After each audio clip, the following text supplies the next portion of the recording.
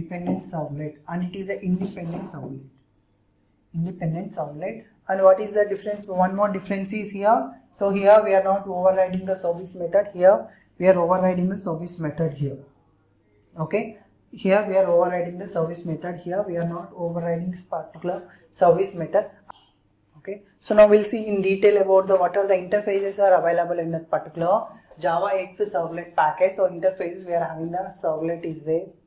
After that we are having the servlet request and servlet response. These are the two objects for creating a request and response, and this is for the configuring that particular servlet, and this is for creating the context object in a servlet. Okay, and these are the interfaces are available in this particular Java X package, and classes as are generic servlet, servlet exception, and servlet input stream and servlet output stream. These are the class exceptions. We are throwing that exceptions with the help of the servlet exception. Okay, and here we are having the generic servlet.http package. In servlet.http package we are having the HTTP servlet request and HTTP servlet response and HTTP session and HTTP servlet and cookie is there. These two are the classes and these are the interfaces. Okay, so in this particular HTTP package, so here we are having only HTTP request and HTTP servlet response is there, and also we are making use of all these things also. Okay, we are using all these things in our HTTP request and response protocol. Okay, we are making use of all these generic, what are the information is, what are the methods are available in our generic servlet. We are making use of the generic servlet methods in our HTTP request, servlet request and HTTP servlet response. Next we'll see the generic servlet. So first, generic servlet is a protocol independent. Generic servlet is a protocol independent that should always override the service method. Always override the service method to handle the client request. Clear? So here what we are doing, this particular servlet method, this particular generic servlet, so it is always overriding the all request based on the client request. It's always overriding the services based on the client request. If you are having the n number of clients, we have to provide the n number of services. So for that, what this particular servlet is doing, this particular servlet is overriding that particular service method. Okay, so that is the first point. So here the second point is we are having the two types of objects are there. It will create two types of objects are there. First one is a servlet request and second one is a servlet response object is there. Okay, so next one, request objects tells about the request information about the client. Request information, and we are creating a response, right? So response information.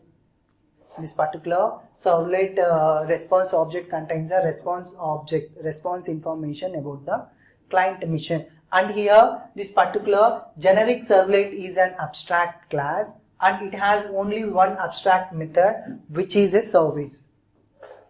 Clear? So we are having only the one abstract method, that is a service method is there. So a number of users are requesting for the service. So here what we are doing, we are overriding that particular service method. That is the main disadvantage. Particular generic servlet, we are having the different types of methods are there. The first one is the initialization method. So in there we are talking about the two methods, right? First one is the initialization method. Second one also initialization method. First method, what we are doing, we are passing the servlet configuration, right? So that is what here doing here. So here what we are doing here, we are passing the servlet configuration in initialization method for configuring that particular servlet. Okay. So next one is the service method. For providing the service, what we are doing, we are using the service method. Destroy method, we are using this particular destroy method for destroying that particular service. Once the service is done, so what we have to do, we have to destroy that particular servlet from the memory. Okay, or deallocate the servlet from the memory once the execution is done. For that we are using the destroy method. So servlet config. So servlet config we are using for configuring that particular servlet object. For configuring that particular servlet object, we are using the servlet config class. We are using in that we are using the get servlet config. With the help of this particular get servlet config, what we are doing, we are configuring that particular servlet. Next one is for getting the servlet information. So we are using the get servlet information. After that, for initializing the parameters in your servlets, for that we are using the get initialize parameters. Okay, initialization is over. So for getting the information, so getting that particular initialized parameter, for that we are using the get initialize get init parameters. Okay, so next, if you want to get the servlet names, for that we are using the get servlet name. So these are the methods are available in our generic servlet. Okay, so next one is a HTTP servlet. So this particular HTTP servlet depends only on the HTTP protocol. Based on that particular HTTP protocol only, this particular HTTP servlet will work. Clear? So that's why we are saying this particular servlet is a HTTP servlet. Okay, and this particular servlet we are having the do get method and do post method. Do get method means what? Here do get method is used to getting the information from the server, while do post method is used to send the information to the server. Clear? So next one is in HTTP servlet there is no need to override the service method. So here we are not overriding the service method. Why we are not overriding the service method? Because method dispatches the HTTP request to the correct method handler. So here we are having the one dispatcher is there, that is a servlet dispatcher is there. With the help of that particular servlet dispatcher, what we are doing here, we are dispatching that particular method, or where we are handling over to that particular method to the correct handler. Okay, we are handling over that particular request or response to the correct handler only. Okay, so for that only we are not overriding this particular service method. In previous what we are doing here, so we are not having any dispatcher here. That's why what we are doing here. That's why we are overriding the service method. Okay, if you are using the get method, so how you are getting the information? With the help of the get method, you are getting the information to the server. From the server, it will map to the do get method. Means what I am talking here is, if you are using the method in your form tag, if you are using the get method, it will map to the do get method. If you are using the post method, it will map to the do post method. Clear? So these are the handlers. Okay, these are the handlers. If you are using the get information, we are mapping to the do get protocol or do get method. If you are using the post information, so for that what we are doing, for that we are using the do post method. Okay, so these are the dispatches. These dispatches are not available in our generic servlet. That is the difference between your HTTP servlet and the generic servlet. So next procedure of this particular HTTP servlet is, so first what we are doing here, so first we are having the client mission is there. Client mission is requesting some information with the help of the get method.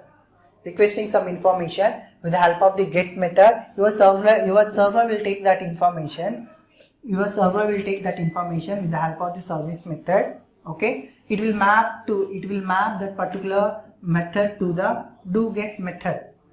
It will map this particular method to the do get method, and it will use some response path, and it will send that particular response to the requested client with the help of the get response. So here in similar way, you are having the post method. You are posting the data to the with the help of the post method to the server. It will map to the do post method. Do post method will give some response back to your service method, and it will take the response and it will post that particular service to the requested clients. Okay, so here only we are using the dispatcher. Here only we are using the servlet dispatcher. We are using there. With the help of that servlet dispatcher, it will map whether it is belongs to the do get method or it is belongs to the do post method. Okay, if it is belongs to the do get method, and it will get the information and it will pass the particular information to the client through get response method. If it is a post method, it will map to the do post method and it will get the information from the post method, and it will forward back to the it will post that information to the client side. Okay, so here only we are using the